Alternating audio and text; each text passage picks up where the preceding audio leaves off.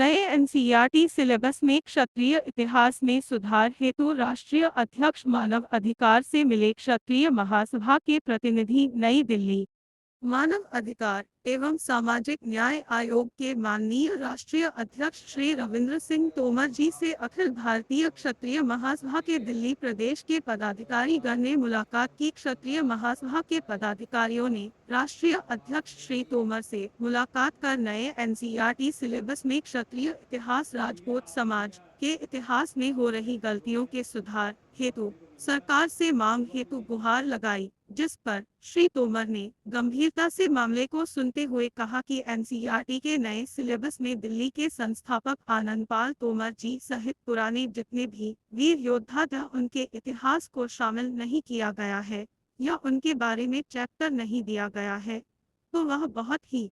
दुर्भाग्यपूर्ण है और हम प्रधानमंत्री नरेंद्र मोदी जी से और राष्ट्रपति द्रौपदी मुर्मू जी से इस संबंध में आग्रह करेंगे कि नई एनसीईआरटी के सिलेबस में दिल्ली के संस्थापक आनंदपाल तोमर जी, राणा सांगा बप्पा रावल जैसे भारत के योद्धाओं का इतिहास पढ़ाया जाए ताकि हमारे आने वाली नस्लों को हमारे वीर महापुरुषों के बारे में पता चले, क्योंकि जब तक हमारे आने वाली नस्लों को, युवाओं को अपने इतिहास के बारे में जानकारी नहीं होगी तो वह हमेशा अपने आप को कमजोर समझेंगे। क्योंकि अभी वर्तमान में जैसे कि जब से हमारा देश आजाद हुआ है विदेशी आक्रांताओं के इतिहास को ही पढ़ाया जा रहा है। उन विदेशी आक्रांताओं के इतिहास को पढ़कर हमारी नई पीढ़ी कमजोर हो रही है। उनको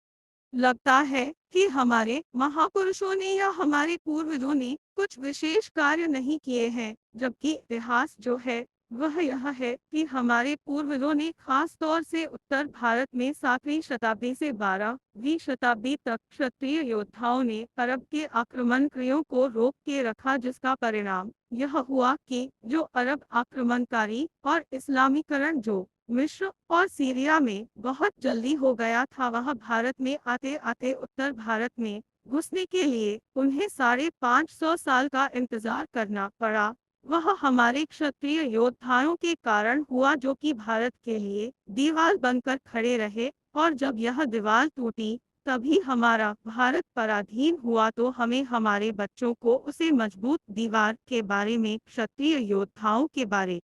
में, उन महापुरुषों के बारे में पढ़ना अति आवश्यक है। इसके लिए हम प्रधानमंत्री मोदी जी से ज्ञापन देंगे और नए एनसीईआरटी के सिलेबस में बदलाव करवाएंगे। इस अवसर पर राष्ट्रीय कार्यालय मानव अधिकार में ग्रीवेंस अधिकारी शेखर तोमर जी, क्षत्रिय महासभा के पदाधिकारी एवं दिल्ली प्रदेश मानव अधिकार के अध्यक्ष ज्ञानेंद्र सिंह तोमर जी, ब्रिजपाल सिंह चौहान जी एवं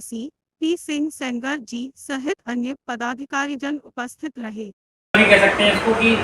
दिल्ली के जिसने संस्थापक रहे उनके बारे में अभी तक दिल्ली वासियों को किसी को नॉलेज नहीं है, कोई को जानता नहीं है। तो उनकी एक दिल्ली में सरकार एक प्रतिमा लगाए, जैसे कि हमारी ISBT पर हमारे जो वीर पुरुष महाराणा प्रताप की एक प्रतिमा लगाई गई है, उसी तरीके से दिल्ली के संस्थापक आनंदपाल तोमर जी की भी प्रतिमा का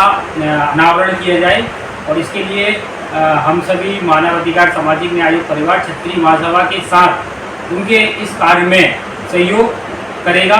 और जल्द से जल्द इस कार्य को पूर्ण करवाएगा। और साथ ही जो किला लालकोट है जो कि आनंदपाल तोमर जी द्वारा बनवाया गया है और जिस पे पृथ्वीराज चौहान जो कि अंतिम हिंदू सम्राट थे उनका भी राज्य रहा है, उसको भी उसकी हालत बहुत ख़राब हो चुकी है, जीर्ण हालत में है। तो उसको भी उसका मेंटेनेंस करके सरकार से हमारी मांग है कि उस पर भी पृथ्वीराज चौहान और आनंदपाल तोमर का एक स्मारक बनाया जाए, ताकि आने वाले समय में हमारी आने वाली जो नस्लें हैं उनको पता चले कि हमारे युग पुरुष पृथ्वीराज चौहान और आनंदपाल तोमर जी कौन थे और उनके जो इतिहास से प्रेरणा ले। अभी तक क्या है कि हमें विदेशी आक्रांताओं का इतिहास पढ़ाया जाता है और उससे क्या है कि हमारी युवा पीढ़ी जो कमज़ोर होती जा रही है कि उनको ये लगता है कि उन पर विदेशी लोगों ने राज्य करा है, जो विदेशी लोगों ने राज्य किया है और उनका कोई का खुद का इतिहास नहीं है, जैसे कि नई पीढ़ी को पढ़ने को नहीं मिलता, उनको ऐसे ही लगता है। तो इससे क्या है, आने वाली पीढ़ी दिनों दिन कमज़ोर होती जाएगी जब तक उनको उनका इतिहास नहीं बताया जाएगा, जब उनको बताया नहीं जाएगा कि आपके वंशजों ने, पूर्वजों ने किस तरीके से विदेशी आक्रांताओं के छक्के छुड़ाए थे और दिल्ली की स्थापना की थी और कई वर्षों तक यहाँ पे अरब आक्रांताओं को दिल्ली में घुसने नहीं दिया था। 550 साल तक हमारे क्षत्रिय योद्धाओं ने, अनंतपाल तोमर और पृथ्वीराज चौहान और हमारे अनेक बप्पा रावल और वीर हमीरदेव जैसे हमारे जो क्षत्रिय महापुरुष हैं, उन्होंने देश की रक्षा की थी। उस इतिहास से हमारे बच्चे अभी पढ़ नहीं पा रहे, उससे वंचित हैं। तो हमारा यही है कि दिल्ली सरकार माननीय रेखा गुप्ता जी से, प्रधानमंत्री नरेंद्र मोदी जी से, कि जो क्षत्रियों का इतिहास है, जो दिल्ली के संस्थापक रहे हैं, उसको दिल्ली वासियों को कम से कम पढ़ाया जाए। और साथ में ही अभी जो NCERT की किताब में, कक्षा 8वीं की किताब में जो अभी भूल की गई है, उस भूल को भी सुधारा जाए। जैसे कि उसमें क्षत्रियों का जो इतिहास है उसके बारे में ज़्यादा प्रकाश नहीं डाला गया है। मैं अनंतपाल तोमर जी जो दिल्ली के संस्थापक थे, कम से कम उनके बारे में एक चैप्टर होना चाहिए कि उन्होंने दिल्ली की स्थापना कैसे की, वो दिल्ली में कितने वर्षों तक राज करा, किस तरीके से उन्होंने मोहम्मद गौरी को भी कईयों बार तोमर वंश ने हराया और अरब के कई आक्रांताओं को, अफगान से आने वाले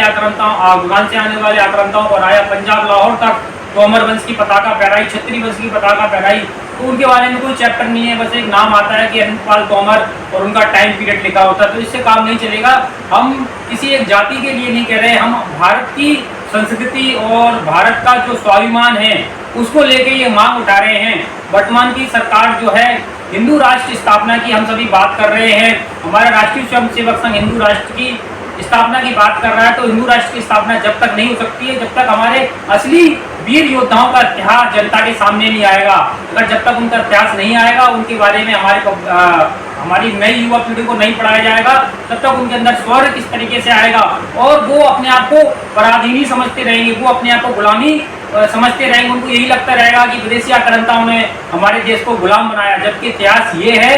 कि भारत ने विश्व के सारे देश, मिस्र हो, चाहे वो